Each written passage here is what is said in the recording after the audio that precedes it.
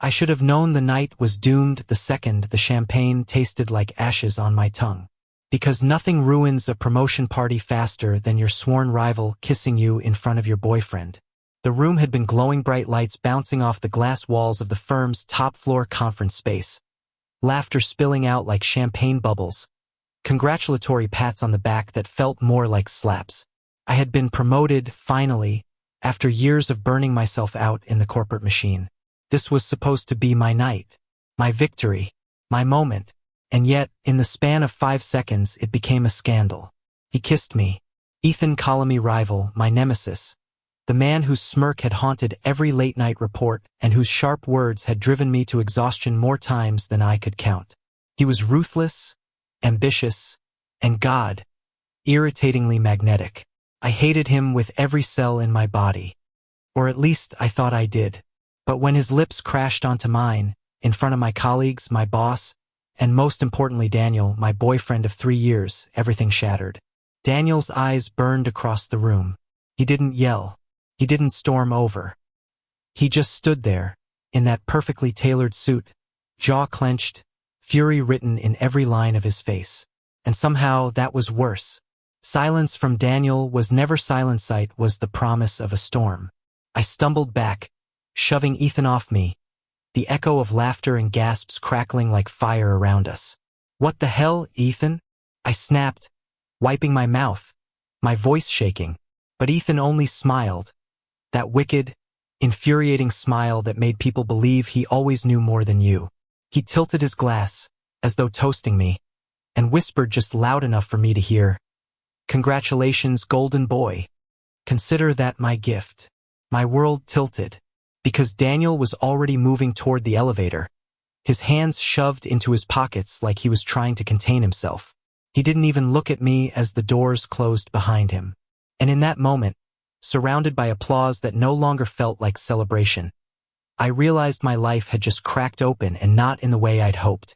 The next morning, the city felt colder than usual. Gray skyscrapers pressed against the pale sky, and the rain had left the sidewalks slick, mirroring fragments of neon and hurried footsteps. I stood outside Daniel's apartment, my heart pounding as if I'd run 10 miles instead of taken a cab. 3 missed calls, 2 unanswered texts. My hand hesitated over the buzzer. When the door finally opened, Daniel was there, his tie loose, his sleeves rolled up, eyes bloodshot like he hadn't slept. The lawyer in him was always composed, always meticulous, but this morning, he looked raw, human, and terrifyingly hurt. "Daniel," I started. He cut me off. "Why?" One word, sharp as a blade.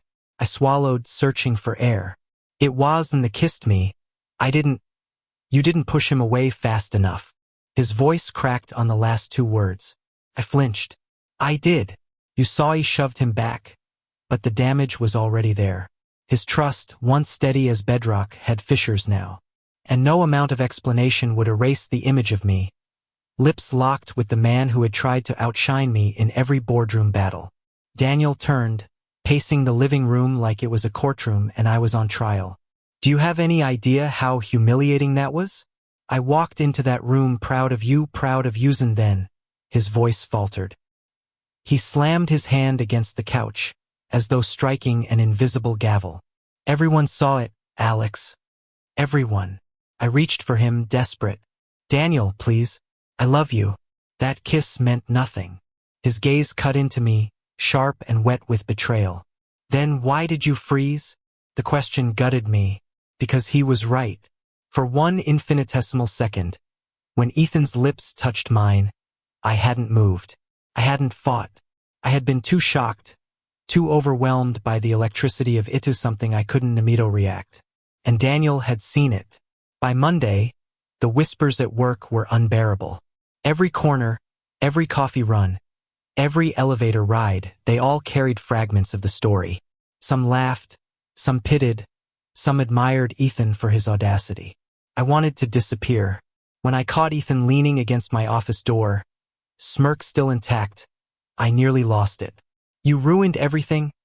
I hissed, dragging him inside before anyone could see. He raised an eyebrow, sipping his coffee as though he had all the time in the world. Did I? Or did I just reveal the cracks that were already there? I wanted to punch him. Instead, I slammed the door. Stay out of my life. But he didn't leave. He never did. You're angry because I kissed you, he said calmly, stepping closer. But tell me, are you angry at me? Or at yourself for not hating it as much as you should have? My throat tightened. You don't know what you're talking about. Ethan leaned in, his voice low, dangerous. Don't I? And just like that, the walls I had built to keep Ethan out trembled. That week became a blur of battles. At work, I fought to keep my dignity, my promotion, my sanity. At home, I fought to rebuild Daniel's trust, to prove that my heart hadn't wavered. But in the quiet spaces between, when the world slowed down, I fought something far more terrifying, myself. Because every time I closed my eyes, I still felt Ethan's kiss. And for the first time in my life, I couldn't tell if the war I was fighting was one I actually wanted to win. The rain was relentless that evening, soaking through my jacket as I left the office. The city had a way of reflecting everything you wanted to avoid: glassy streets that mirrored your mistakes, neon signs blinking like mocking reminders. I wanted to run, to bury myself in work, in spreadsheets, in court briefs Daniel left scattered across our shared apartment. But none of it drowned out Ethan's voice replaying in my head. Are you angry at me, or at yourself? That question clung like wet clothes, refusing to be shaken off. I ducked into a small cafe near the firm, the kind with chipped mugs and the smell of burnt espresso. My phone buzzed on the table, Daniel's name. My chest tightened. I stared at the screen until the call went dark, the silence more brutal than any argument. When I finally looked up, Ethan was there, sitting at the counter. Like the universe had a twisted sense of humor. He turned, caught me staring, and raised his cup in a mock toast. Rough day, golden boy? I nearly left, but something in me, something reckless and exhausted, pulled me toward him instead. I sat 2 stools away, keeping space between us like a line I swore not to cross. Why are you here? I muttered. Same reason you are, he said smoothly. Trying to escape the mess I created. He grinned, unrepentant. I clenched my jaw. You think this is funny? You destroyed my relationship. Ethan leaned closer, lowering his voice. If your relationship can be destroyed by one kiss, maybe it wasn't as solid as you thought. The words stung because they weren't entirely wrong. I shoved my chair back, ready to leave, but Ethan's hand shot out, fingers brushing my wrist. Just a touch, but it froze me. Alex, he said, softer now, almost sincere. I didn't kiss you to ruin you. I kissed you because I couldn't not. My pulse thundered. I hated him, his arrogance, his timing, his audacity. But that moment of rawness in his voice cut through everything. I yanked my hand away and stormed out into the rain. Yet even as the storm drenched me, it was Ethan's words I couldn't wash off. Back at Daniel's apartment, the lock clicked heavy and unforgiving when I tried my key. He had bolted it from inside. I knocked until my knuckles hurt. Finally, the door creaked open. Daniel stood there, exhausted, his tie gone, his shirt wrinkled. What do you want? His voice was cold, a lawyer addressing a hostile witness. I want us, I whispered. I want to fix this. He let me in, but his body was stiff, distant. I followed him into the kitchen where files were stacked high, legal pads scribbled with notes. His life was always about control, about arguments that could be won with logic. But now his control was unraveling, and he didn't know how to fight it. I've given you everything, he said, finally turning to me. His eyes shone with pain. My time, my heart, my loyalty. And in one night, you let him take all of it away. Tears burned behind my eyes. I didn't let him. I swear to you, Daniel, I didn't want it. He laughed bitterly. Then why do you look guilty every time I say his name? Silence swallowed me whole. Because deep down I was guilty.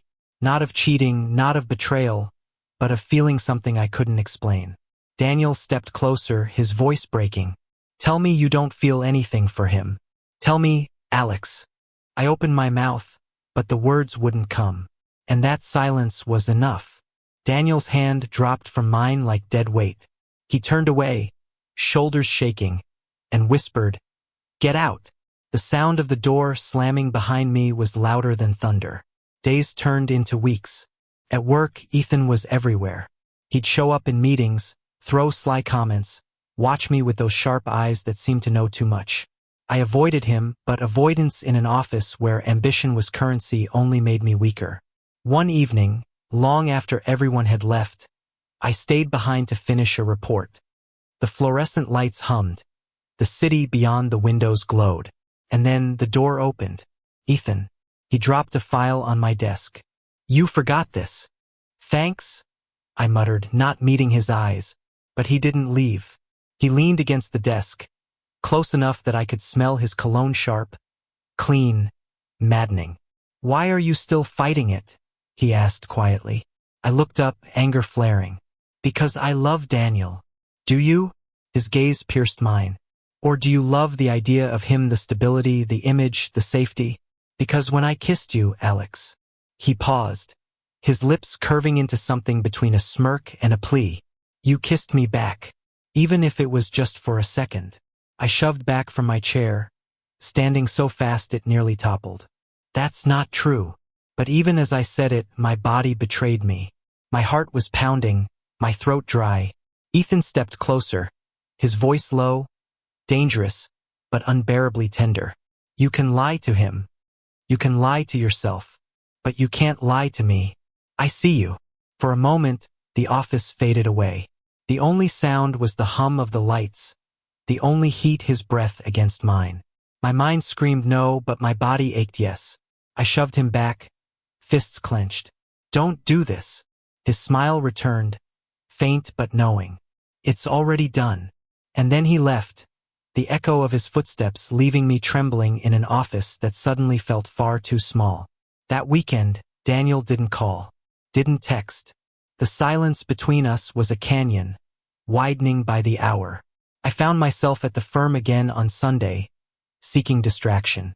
Papers scattered, screens glowing, coffee cooling untouched. Work was the only thing I could still control. But when I looked up, Ethan was standing at the window, watching the skyline. He hadn't knocked, hadn't announced himself, never did. "You really should stop showing up like this," I said, exhaustion lacing my voice. He didn't turn. "And you should stop pretending you don't want me to." The words punched through me. He finally looked at me, and for once, there was no smirk. Just raw intensity, stripped of armor. "I don't want to fight you anymore, Alex. I want." He hesitated, rare vulnerability flickering in his eyes. "I want you." My breath caught. The city glowed behind him, vast and endless. In that moment, with the weight of Daniel's silence and Ethan's confession pressing in, I realized I stood at the edge of a choice that could alter everything. Do I hold on to the man I promised my heart to, even as cracks spread through us? Or do I risk everything for the man I swore I hated but who made me feel alive in ways I couldn't deny? I didn't answer. Couldn't. But Ethan stepped closer, and this time I didn't move away. Monday morning arrived with a gray sky that seemed intent on mirroring my mood. I barely slept, tossing and turning as images of Ethan's smirk, Daniel's glare, and my own conflicted face haunted me. Work felt like a battlefield. Every email ping, every passing colleague seemed to mock me. By mid-morning, Daniel finally answered one of my texts, but his words were razor-sharp. "Don't contact me unless it's urgent," he wrote. Urgent. That one word carried the weight of 1,000 storms. I stared at it for minutes, heart hammering, before throwing my phone onto the desk. And then the office door clicked open. "Ethan, I told you I'd show up," he said casually, as if appearing in my office was as normal as drinking coffee. I gritted my teeth. "Why? To torment me some more?" He leaned against the doorframe, arms crossed. "To see if you're alive." Alive. The word made me choke on the tension I'd been holding. "You don't get it?" I snapped, frustration and exhaustion spilling over. "I'm trying to fix things with Daniel. You don't just waltz in and..." He stepped forward, cutting me off. "And what if I told you Daniel isn't the only person whose opinion matters?" Something in his voice made me pause. He wasn't teasing this time. His eyes were steady, probing, searching for cracks I didn't want to show. I stepped back, shaking my head. "You're impossible." Ethan's lips curved into a small, knowing smile. "Maybe. Or maybe I'm the only one who makes you feel something real." I clenched my fists. Real. That word stabbed at me because it was true. Every time I thought about Daniel, it was logic, it was history, it was comfort. But when I thought about Ethan, it was fire, it was confusion, it was irresistible danger. I wanted to push him away, to remind myself who I was, what I had. But my resolve was crumbling. By midweek, the tension between Ethan and me had become unbearable. We worked in the same office, and avoiding him was a physical impossibility. Every glance, every incidental touch over papers or laptops, was a spark threatening to ignite something I didn't want to admit. And Daniel still hadn't reached out. One evening, exhausted, I stayed late to finish a client proposal. The office was silent except for the hum of the air conditioning and the clicking of my keyboard. Then a shadow fell across my desk. "Ethan, still working?" he asked softly, leaning over my shoulder. "I have deadlines," I muttered, trying to ignore the proximity, the warmth radiating from him. He didn't move. He just watched, silently, as though my focus on work was both infuriating and fascinating. Finally, he spoke, voice low, intimate. "Alex, when are you going to admit that you like me?" I slammed my laptop shut. "I don't like you." But the words felt hollow even as they left my mouth. Ethan's expression softened slightly, but there was still that unrelenting intensity in his gaze. "You do.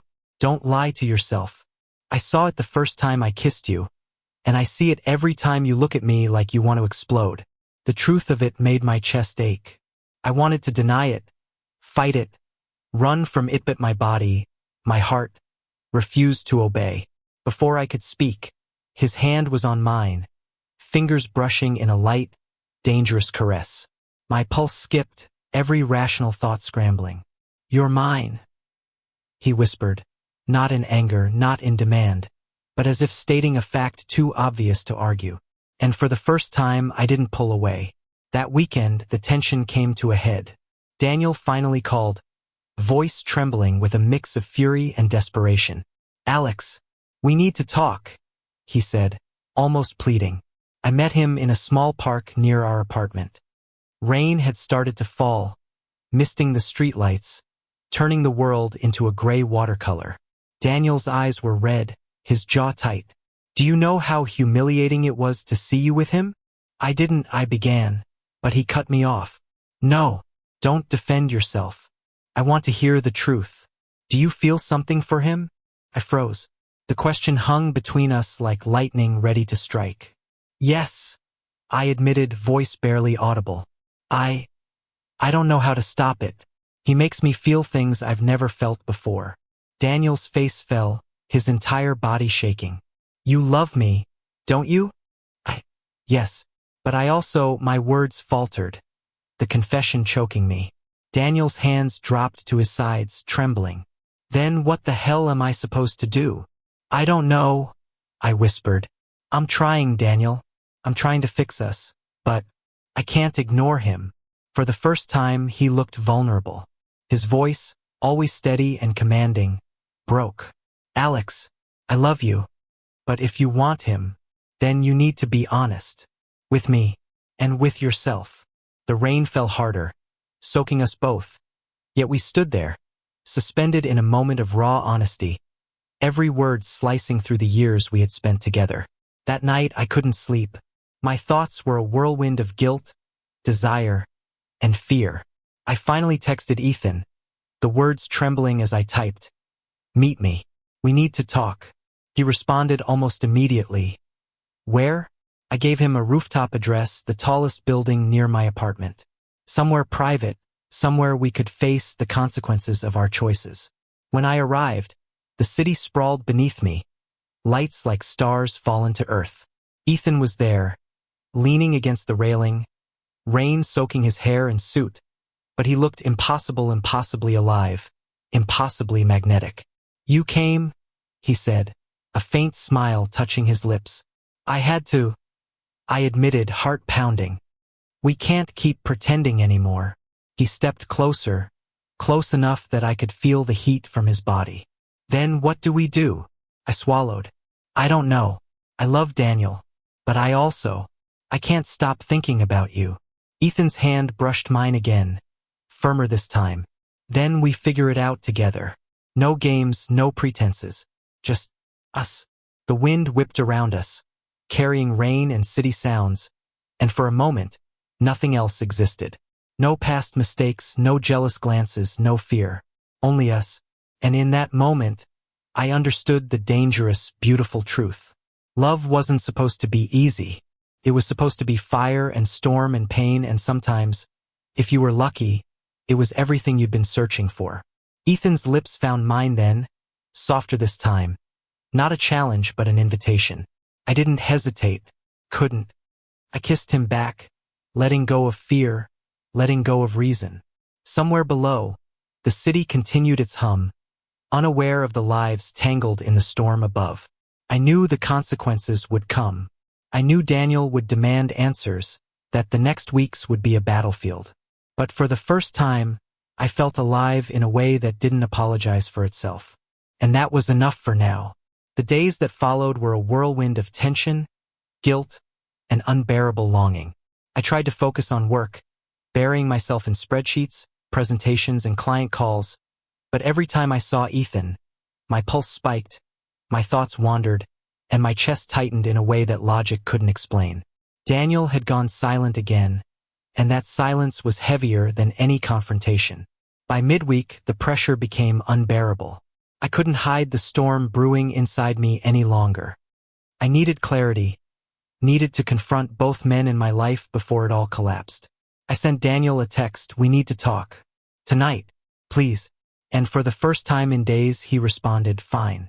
My place." 8 p.m. The evening arrived. The city had cooled under a light drizzle, streets shimmering with reflections of neon signs. I drove to Daniel's apartment, heart hammering as though it could announce my arrival before I even stepped inside. He opened the door immediately, his eyes sharp, stormy, and unreadable. He didn't speak, just stepped aside to let me in. The apartment was quiet, the air thick with tension.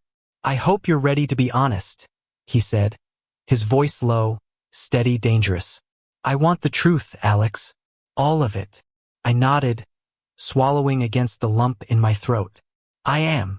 "Then start talking," he demanded, pacing the room like a lawyer preparing for cross-examination. I love you, Daniel. I always have." I began. "But I can't lie to myself. When Ethan kissed me, something happened inside me that I didn't understand. I didn't want it to, but it did. And I can't pretend I didn't feel it." Daniel stopped pacing, his hands clenched at his sides. His gaze was intense, piercing straight into me. "So what are you saying? That you're in love with him?" I shook my head. "No. I don't know. I feel things for him, but that doesn't erase what I feel for you. You're my heart, Daniel. But Ethan, he makes me feel alive in ways I can't explain." The silence that followed was unbearable.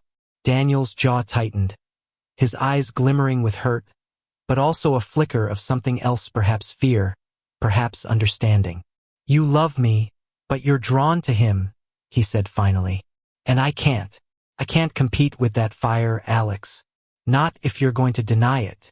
"I'm not denying it," I whispered. "I'm trying to figure out how to live with it. With both of you in my life. But I don't want to lose you, Daniel. I can't."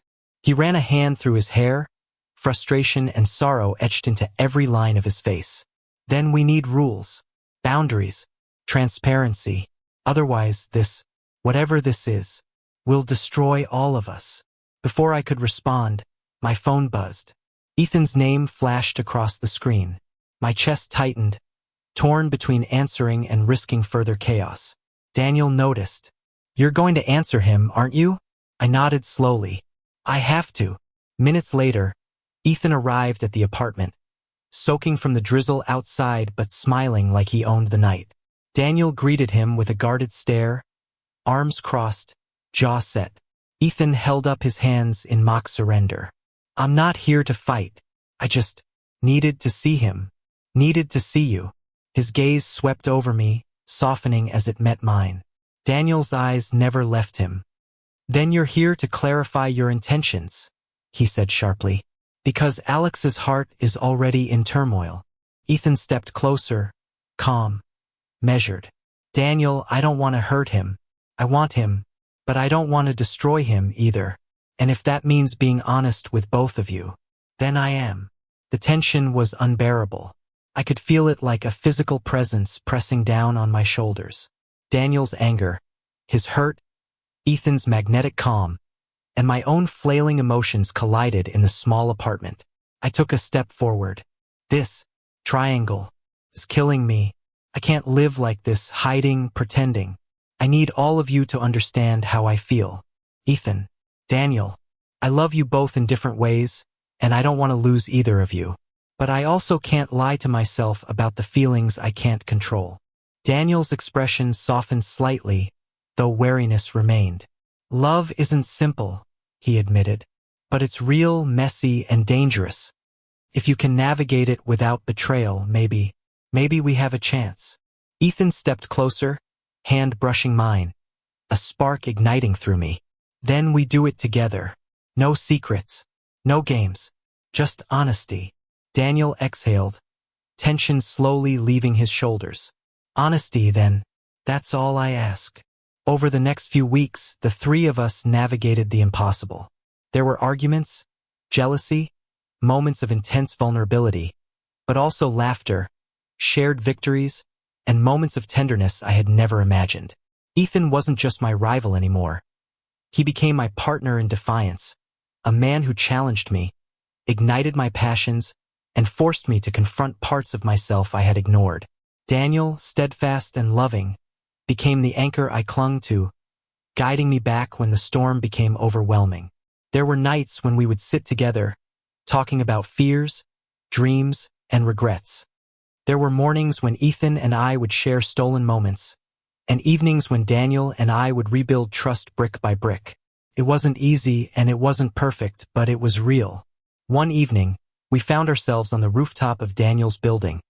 The city sprawled beneath us, rain glistening on the streets like scattered diamonds. The three of us stood close, hesitant, yet connected. Ethan spoke first, voice soft. We've all been through hell to get here, haven't we? Daniel nodded, hand brushing against mine. Yes, and yet, somehow we're still standing. I looked between them, my heart full, my chest light despite everything we had endured. I never thought I could love like this. Not both of you. But here we are. The night stretched out before us, the city alive and humming beneath our feet. And for the first time, the storm inside me felt calm. Ethan stepped forward, placing a hand over mine. Daniel did the same, and suddenly, I felt anchored, loved, and understood in ways I had never thought possible. We kissed each of them in turn, careful, tender, and unafraid. And in that rooftop moment, under rain and neon light, I realized love didn't always follow rules, didn't always come neat and safe. Sometimes it came messy, wild, and chaotic. And sometimes it was exactly what you needed to survive and thrive. For the first time in months, I smiled without guilt, without fear. We had weathered betrayal, jealousy, and the impossible. And now, together, we were building something extraordinary, something that was ours alone. The city stretched endlessly around us, alive with possibilities.